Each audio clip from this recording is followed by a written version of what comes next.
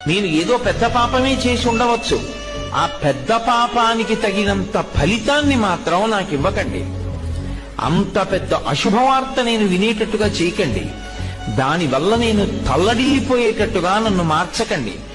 జీవితాంతం ఏడవలసినంత పెద్ద పెద్ద శిక్షలు నాకు వెయ్యకండి. మరి నీ పాపం ఎలా పోతుంది? నన్ను అనుగ్రహించండి. నేను తప్పు చేశాను. ఎందుకు చేశాను? మీరున్నారని తెలియక చేశాను ఒకప్పుడు ఆ పాపం.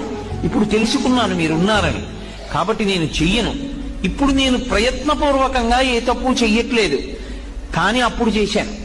ఈశ్వర, మీరు నన్ను మన్నించి ఆ పాపము యొక్క ఫలితాన్ని ఇచ్చేటప్పుడు బహు తక్కువ చేసి ఇవ్వండి. నేను భరించగలిగేలా ఇవ్వండి తప్ప నేను భరించలేనంత దుఃఖాన్ని నాకు ఇవ్వకండి. ఇది నోటితో అడగక్కర్లేదు. ఈశ్వరుణ్ణి ప్రార్థన చేస్తాడు. వాడొకడు ఉన్నాడన్న నమ్మకం